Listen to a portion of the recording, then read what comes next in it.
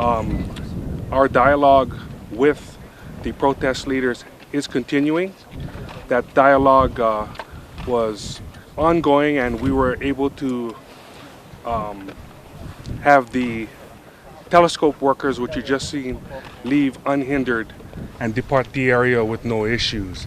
That was a direct result of the continued dialogue that we've had with the protest leaders today.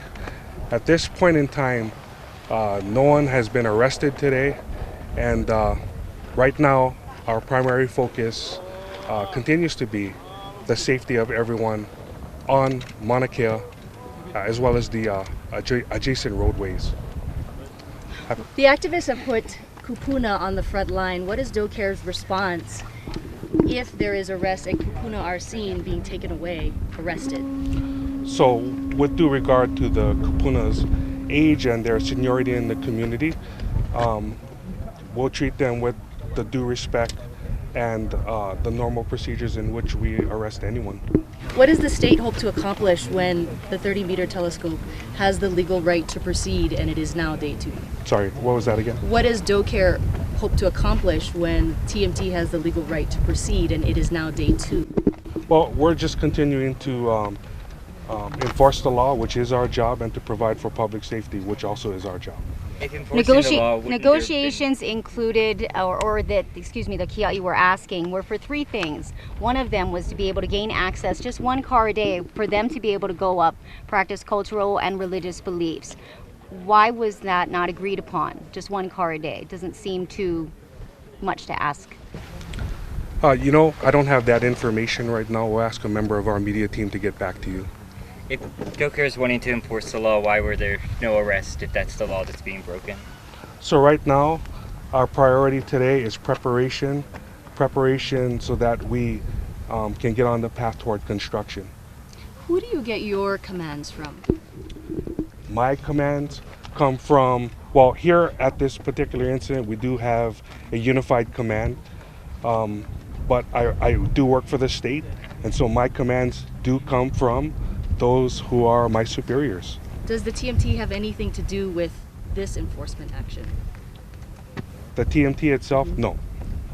We've heard that more law enforcement are on their way and will be arriving. Do you have any idea when that will be? For operational security, I'm not going to be able to discuss that. Can you tell us how many officers are here now? No, I cannot. Again, for operational security, we just can't go there. Can you tell us about any planned use of the National Guard? Sorry, one more time? Can you tell us if there's any plans to use the National Guard in any capacity? So the National Guard is here, and their roles and responsibilities will be consistent with what the governor has already mentioned. What do you project what do you project will happen when the National Guard attempts to cross this road? And I believe that was also one of the things that the Kia'i protectors had asked not to happen. I'm not going to speculate on that. We're just going to have to stand by and see what happens when it happens. Did you say a hale pohaku last night? No, I did not. You may have, I was going to ask, the gate, I'm sorry if you already said this before, but what happened with the gate last night? Can you explain?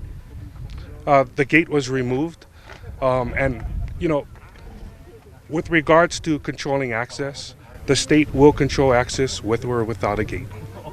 Did the observatory workers request a police escort to descend the road, or was that something that you thought would be wise? I don't have that information right now, but we'll have the media team get back to you. So today people were actually lining the streets in preparation for arrest, almost making a pathway to go to the kupuna. What sort of safety issues did you guys see to not make those arrests? Again, today our focus was preparation so that we can get on the path towards construction. So that's really what it is for us today. For any individuals or tourists that are interested in going to see the summit of Mauna Kea, what's your message to them? Our message with tourists and with anyone who wants to come to this area, we would ask that unless you have a valid reason to be here, whether you're traversing to or from your destinations, we would just ask people to avoid this area right now. There is a lot of people here gathered along the sides of the highway, And it's real important for everyone just to be safe. So if you can avoid this area, please do so. You mentioned preparations a couple of times. Can you detail any of those preparations at all? You know, for operational security, I cannot. When is any word on the path to the construction? It's equipment coming up at all? Have you heard that from TMT? Or are they still saying we can't tell you? Or You know, my focus is law enforcement and preparation, so I don't have that answer. What about the HPD bands? Are those intended to scare the activists? You know, quite frankly, I don't know the answer to that question.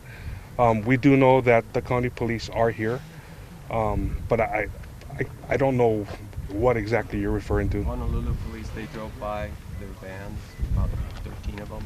Okay, I don't know the answer to that question. We'll have to get back to you on that. Are DOE Care officers receiving a lot of overtime this week? Excuse me? Are officers getting a lot of overtime this week?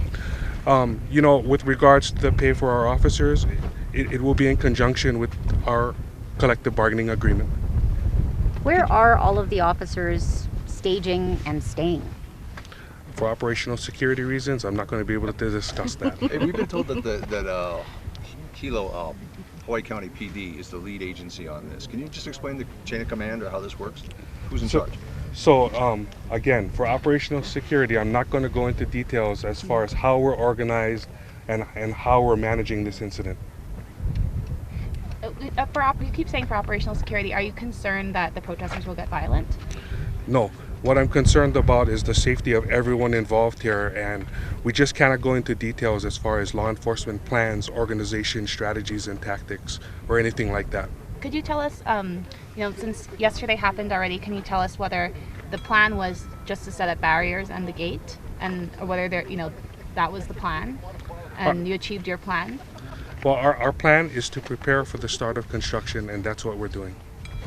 How long are you prepared to maintain this level of operational involvement? You know, this is a very large-scale operation, so we're going to be here as long as it takes. We're committed to see this construction through. Have you ever been a part of an operation like this? In my experience, I was involved here back in 2015 with the similar scale of the operation. Is it safe to say there's much more planning and preparation involved for this event versus the 2015 events? You know, I don't really want to characterize the capacity or what we're doing as far as planning now versus then. I don't think there's any point to that. as chief perception-wise, this is a closed road, and these people are obviously breaking the law by blocking the road. The perception of allowing people to break the law and no arrests being made or citations being given, how would you respond to that? I would say this. We have to prioritize, and right now our priority is the preparation to begin the start of construction, and that's what we're doing. Just to clarify something, I mean, the road's already closed. Are they breaking the law? We do have road control statutes and traffic code, but I'm not going to speculate as to what may be in violation right now. Needless to say, the continued blockage of the road is a concern. Who actually has jurisdiction of this road? This road is a highway that is managed by the State Department of Transportation. The access road. Yes, the access road. Could you tell us a little bit about the medical incident earlier where the ambulance had to go up the road? That was a very minor concern where an ambulance was dispatched to assist an employee. An employee of the telescope. An employee working up at Halipuaku. Were you satisfied with the access the ambulance had and getting through the barricade? Absolutely. Is there mixed emotion amongst your officers? I'm sorry? Is there mixed emotions amongst your officers? I don't want to comment on that. I can tell you that our officers are ready, but I'm not going to characterize anything further than that. If an officer doesn't feel comfortable participating in these type of action, will they be allowed to, say, I would prefer not to participate in this? You know, our officers are sworn law enforcement officers. They've taken an oath, and you know, if any of the officers have those kinds of concerns, they can address it to the chain of command. But would they suffer any consequences for doing that? Again, you know, we're going to have to have them address it to the chain of command, and we'll deal with that on a case-by-case basis. Have any expressed any of those concerns? No. Has putting kupuna on the front lines by these protesters changed your tactics at all? Or changed the way you guys are planning to respond to this incident? No. Anything else? Will these kupuna be arrested and taken away? Are you guys prepared to actually put them in cuffs and haul them off? So again, in dealing with the kupuna, they will be treated with the due respect with regards to their age and their seniority, but we're going to treat them like we would any other arrestee. Is there special circumstances that happen for elderly people when you're arresting them? I don't know if you've had much experience with that, but it looks like it could happen. You know, we're going to have to deal with that on a situational basis. But again, they'll be treated with the due respect due their age and seniority. Any Guys- arrests that occur, where would they be taken? That's all we have time for. Jason's really busy, so appreciate it, guys, and we'll get back to you when we have time for the next We have news Jessica conference. Dempsey from the observatories here if you'd like to speak with her as well. About